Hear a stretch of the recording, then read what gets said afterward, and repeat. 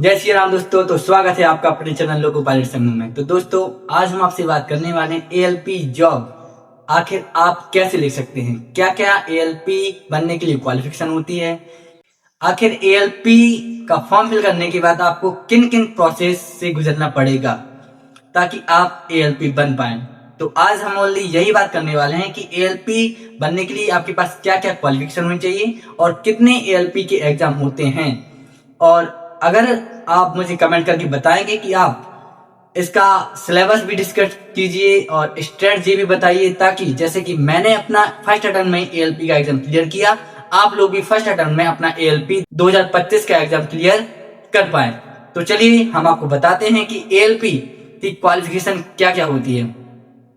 तो भाई सबसे पहले एएलपी में अगर हम बात करें तो आपके लिए फॉर्म फिल करने के लिए 10+ ITI या फिर कोई भी डिप्लोमा जैसे कि बीटेक अगर आपके पास है तो आप एएलपी फॉर्म भरने के लिए एलिजिबल हैं। तो यह तो हो गया अपना क्वालिफिकेशन कि आपको एएलपी का फॉर्म फिल करने के लिए क्या क्या क्वालिफिकेशन की आवश्यकता रहने वाली है। और अब अगर हम बात करें कि भाई एएलपी का जो एग्जाम है उसमें कितने टेस्ट होते हैं, तो भाई एएलपी में आपको लगभग 3 टेस्ट देने पड़ेंगे, प्री, मेंस, उसके बाद साइको और फिर डीबी मेडिकल।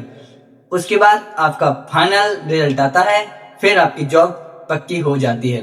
तो सबसे पहले अगर हम बात करें कि भाई प्री कितने मार्क्स का होता है, क्या इसमें नेगेटिव मार्किंग होती है, क्या क्या इसका सिलेबस रहता है, तो भाई प्री आपका 75 मार्क्स का होने वाला है, जिसमें आपको 1 घंटे में 75 क्वेश्चन करने पड़ते हैं और इसमें 1/3 की नेगेटिव मार्किंग होती है।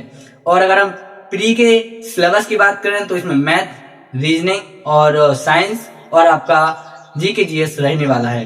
तो मैं आपको बताऊं कि आपको मैथ रीजनिंग में एक भी नेगेटिव मार्किंग नहीं करना है, क्योंकि भाई अगर आपने मैथ और रीजनिंग अच्छे से कर लिया तो आपका प्री आसानी से निकल जाएगा, क्योंकि इसमें मैथ, रीजनिंग और साइंस का पोर्शन ही अच्छा आता है, जो कि आप अगर कर ले जाएंगे तो आपका प्री आराम से निकल जाएगा। आपको जीके जीएस पढ़ने की ज्यादा आवश्यकता नहीं है। और हाँ, अगर आप एक से 2 घंटे डेली पढ़ते जाएंगे तो आप आराम से जीके जीएस में भी कुछ क्वेश्चन बना लेंगे।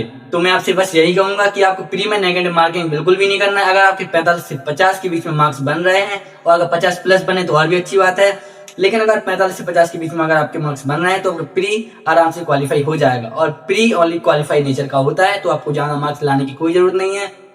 आप ओनली प्री को क्वालिफाई कीजिए और अपने मैथ्स में आप पहुंच जाएंगे।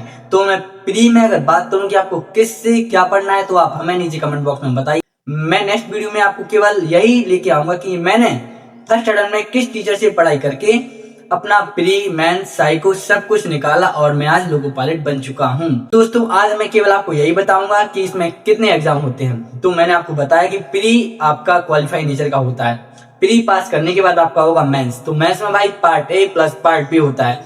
पार्ट ए में आपके आएंगे 100 क्वेश्चन, जिसमें मैथ, रीजनिंग और बीएसईडी आने वाला है। और उसके बाद पार्ट बी में आएगा आपका रिलेवेंटेड, जिससे आपने आईटीआई या डिप्लोमा किया होगा, उसके 75 क्वेश्चन पूछे जाएंगे जो कि क्वालिफाई नेचर का है। लेकिन आपको एक बात याद रखनी है कि पार्ट बी को आपको हल्के में नहीं लेना है, आपको पार्ट बी की तैयारी अभी से ही स्टार्ट कर देनी है। क्योंकि भाई अगर पार्ट बी में आप क्वालिफाई नहीं कर पाए तो भले ही आपके पार्ट ए में 90+ नंबर भी आए तब भी आप मेंस पास नहीं कर पाएंगे। इसलिए पार्ट बी को हल्के में नहीं लेना है, आपको प्री के साथ साथ ही पार्ट बी की तैयारी भी करते चलना है, ताकि आपको मैथ्स में ज्यादा लोड ना आए, आप पार्ट ए में अपने ज्यादा से ज्यादा नंबर ला पाए। इसलिए पार्ट बी को अपने अभी से तैयार करते चलिए। और इसके बाद अगर आप पार्ट बी और पार्ट ए में पास हो गए, उसके बाद होता है पास साइको।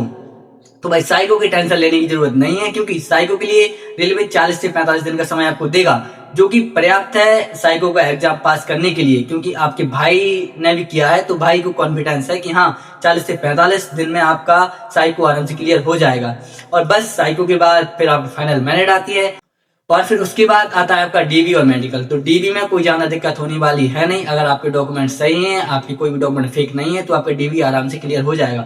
अब हम बात करते हैं मेडिकल की। तो भाई मेडिकल में आपकी आंखें 6/6 होनी चाहिए और उसमें चश्मा अलाउ नहीं है। और जो मैंने चश्मा लगाया हुआ है भाई ये किसी पावर का नहीं है, वो तो मैंने ऐसे ही शोपीस के लिए लगाया हुआ है। तो मैं आपको बता दूं कि आंखें आपकी 6/6 होनी चाहिए। और अगर आपकी आंखें 6/6 नहीं है तो आपको रेलवे अलाउ नहीं करेगा ALP मेडिकल के लिए। इसलिए अपनी आंखों की केयर अभी से करना स्टार्ट कर दीजिए और बस फिर आपको कोई ALP बनने से रोकने वाला नहीं है। आप बस अच्छे से 4-6 महीने पढ़ाई कर लीजिए, क्योंकि जहां तक मुझे लगता है कि रेलवे फरवरी में आपका ALP का प्री एग्जाम ले लेगा। तो भाई अभी से अपनी तैयारी स्टार्ट आप लोग कर दीजिए, ताकि आप लोग का भी मेरी तरह सपना ALP बनने का पूरा हो पाए। और अगर आपको हमारी वीडियो इन्फॉर्मेटिव लगी हो तो हमारे वीडियो को लाइक, कमेंट, शेयर और हमारे चैनल को सब्सक्राइब जरूर करें। और भाई अगर आपकी कोई भी क्वेरी हो तो नीचे कमेंट बॉक्स में हमारे लिए आप पूछ सकते हैं। हम आपको अच्छे से जानकारी देने की पूरी कोशिश करेंगे। धन्यवाद।